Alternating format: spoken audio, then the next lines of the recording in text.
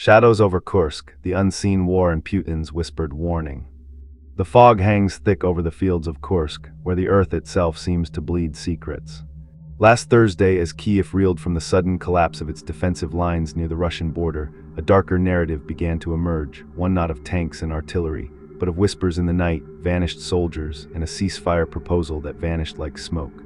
Eyewitness accounts from the front, fragmented and feverish, describe Ukrainian trenches abandoned in haste. Radios crackled with static, then fell silent.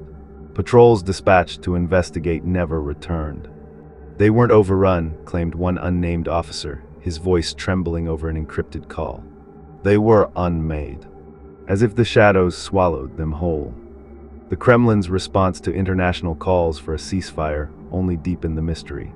Putin's address, broadcast in clipped tones, avoided outright rejection. Instead, he spoke of forces beyond mortal comprehension and warned that even the dead do not sleep in Kursk. Analysts dismissed it as propaganda, but intercepted communications, leaked to underground channels, hint at panic among Russian commanders. One transmission, heavily redacted, references a black wind and orders to contain the breach at all costs. What breach?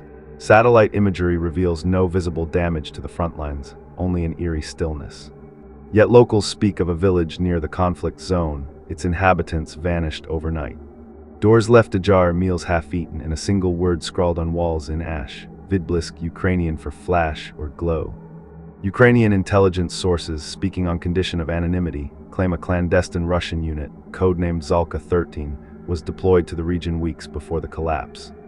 Little is known of its purpose, but encrypted files allude to experiments with acoustic weaponry and non-terrestrial frequencies. One dissident scientist, now in hiding, alleges the unit sought to pry open what should stay sealed. As temperatures plummet and the frontlines freeze, soldiers on both sides report phantom footsteps in the snow, distant screams with no source, and a faint, metallic hum that lingers long after dawn. The war in Ukraine has always been a chessboard of geopolitics.